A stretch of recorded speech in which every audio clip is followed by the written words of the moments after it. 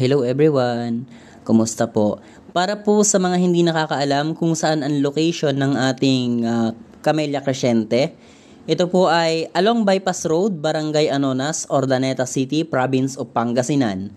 1 kilometer from Tiplex, 8 minutes from the shopping malls, supermarket, and places for ship.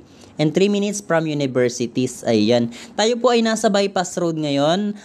Kung napansin nyo po ang Jollibee, then McDonald's, may napansin din po tayo diyang Spa. Meron din po tayo diyang coffee shops. Ayan po.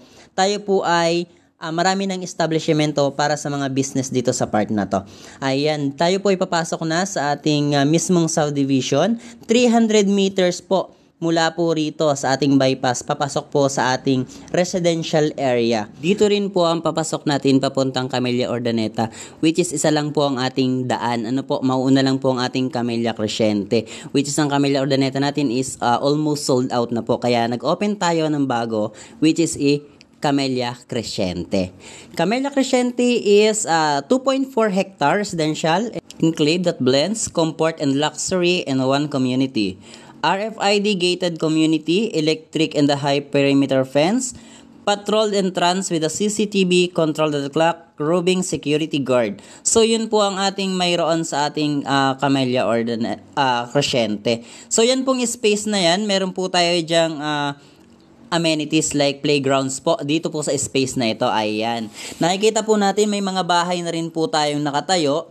Andyan po ang ating Dani, nandyan din po ang ating Kara, nandyan din po ang ating Freya, and then nandyan din si Greta.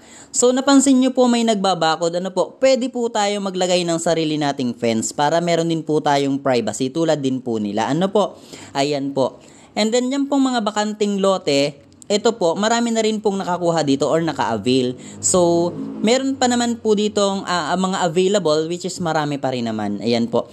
Siguro po 2 to 3 months makikita na po natin ang ating development ng site. Marami na po tayong itatayong bahay dyan. Ayan, inikutan na po natin ang ating mismong subdivision ng Camellia Crescente. So yan po, tayo po ay nakapalibot ng ating perimeter fence. Tulad po na nasabi ko kanina, tayo po ay dikuryente ang ating perimeter fence. Ayan po, may mga bahay pa po tayo dyang itinatayo which is for turnover na rin po yung iba rito. So yan po si Kara, nandyan din po si Dana, yan po. Tayo po ay papalabas na ng ating gate. Ayan po, thank you so much po.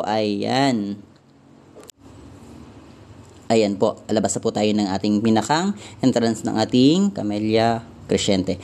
For more information po or inquiries, nandiyan po ang ating sales manager, Mr. Jerry Evora, property consultant, Mr. Juniel Grubin, and then also Miss Joyce Maralit, and then also Mr. John Lloyd Patriarca. So yan po. Thank you for watching po. Ayan.